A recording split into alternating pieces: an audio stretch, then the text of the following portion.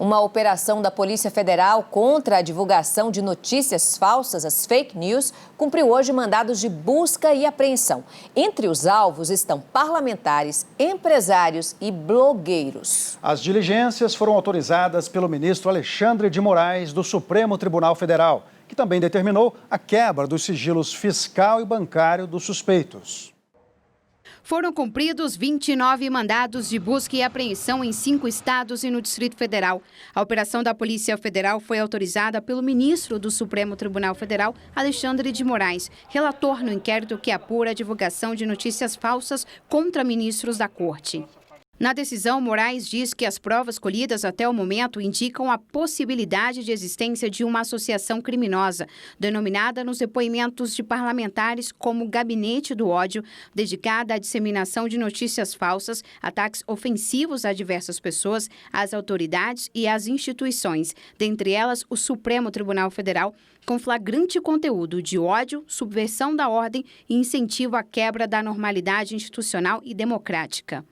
O ministro determinou a busca e apreensão de computadores, tablets, celulares, dispositivos eletrônicos e outros materiais.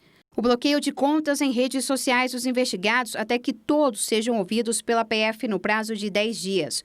E a quebra de sigilo bancário fiscal de Edgar Gomes Corona, Luciano Hang, Reinaldo Bianchi Júnior e Winston Rodrigues Lima, no período entre julho de 2018 e abril de 2020. O ministro ainda pediu o depoimento de 2 deputados estaduais e 6 deputados federais, todos do PSL. Entre eles, Beatriz Kisses, Carla Zambelli e Daniel Silveira. A operação de hoje faz parte do inquérito aberto em março do ano passado pelo presidente do Supremo, ministro Dias Toffoli. Na época, Toffoli disse que a investigação era para apurar notícias falsas, ofensas e ameaças que atingem a honra e a segurança de integrantes da Corte. A abertura do inquérito enfrentou resistência. Raquel Dodge, que era a procuradora-geral da República na época, chegou a pedir o arquivamento por considerar que faltava definir os alvos da investigação. Então, o Supremo está coletando informação para que o Ministério Público, na sua outra função constitucional expressa no artigo expresso da Constituição, decida se é o caso de ajuizar uma ação ou não. Entre os alvos da operação estão simpatizantes do governo federal, como o empresário Luciano Hang. Em vídeo publicado em uma rede social, ele negou que tenha criticado o STF. Levaram o meu celular, levaram o meu computador pessoal para ver se eu tinha feito alguma coisa contra o STF, fake news contra a Corte.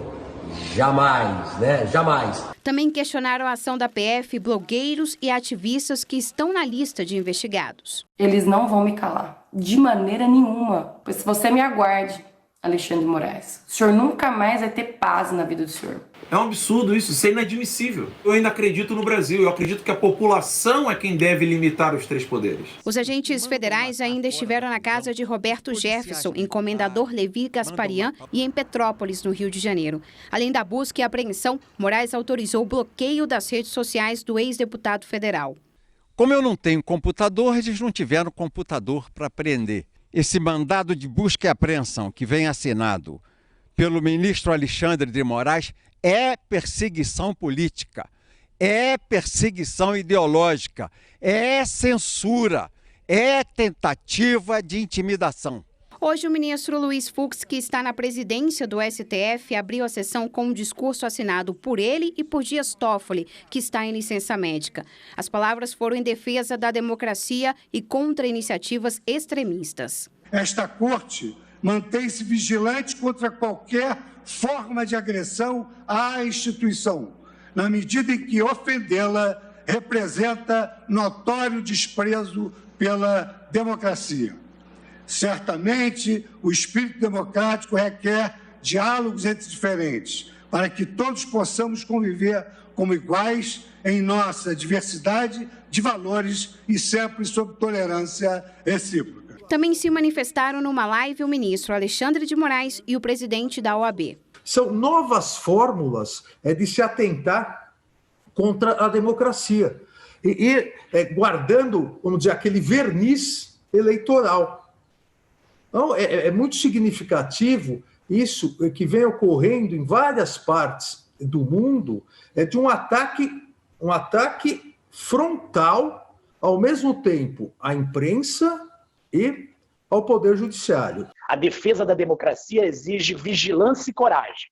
A defesa da democracia exige instituições fortes e resolutas. Em manifestação enviada ao Supremo, o Procurador-Geral da República, Augusto Aras, afirmou que ficou surpreso com a operação contra ao menos 29 pessoas sem a participação, supervisão ou anuência prévia do órgão de persecução penal e que isso reforça a necessidade de se conferir segurança jurídica na tramitação do inquérito. Aras pediu a suspensão do inquérito até que se julgue o limite dessa investigação. Na nossa gestão à frente da Procuradoria-Geral da República, não deixaremos de adotar nenhuma providência que não seja em defesa do nosso Estado democrático de direito. Qual é o limite? Você pode fazer tudo, com a palavra ou com a ação, desde que não ponha em risco o sistema democrático, ele próprio, que é o sistema que garante a sua liberdade de expressão e a sua liberdade de atuação. As deputadas Bia Kicis, do PSL do Distrito Federal, e Carla Zambelli, do PSL de São Paulo, além do deputado Daniel Silveira, do PSL do Rio de Janeiro, afirmaram que não foram alvos de busca e apreensão. Carla Zambelli e Daniel Silveira disseram que repudiam esse inquérito, que, na avaliação deles, esse inquérito do Supremo Tribunal Federal seria ilegal e inconstitucional. Bia Kicis afirmou que há uma luta para acusá-la de propagadora de fake news. Hoje, a deputada deu entrada no Senado com um pedido de impeachment do ministro Alexandre de Moraes. O humorista Reinaldo Bianchi Júnior afirmou que não tem medo de nada e que não deve nada para ninguém. Wilson Rodrigues Lima e Edgar Corona não foram localizados para comentar o assunto.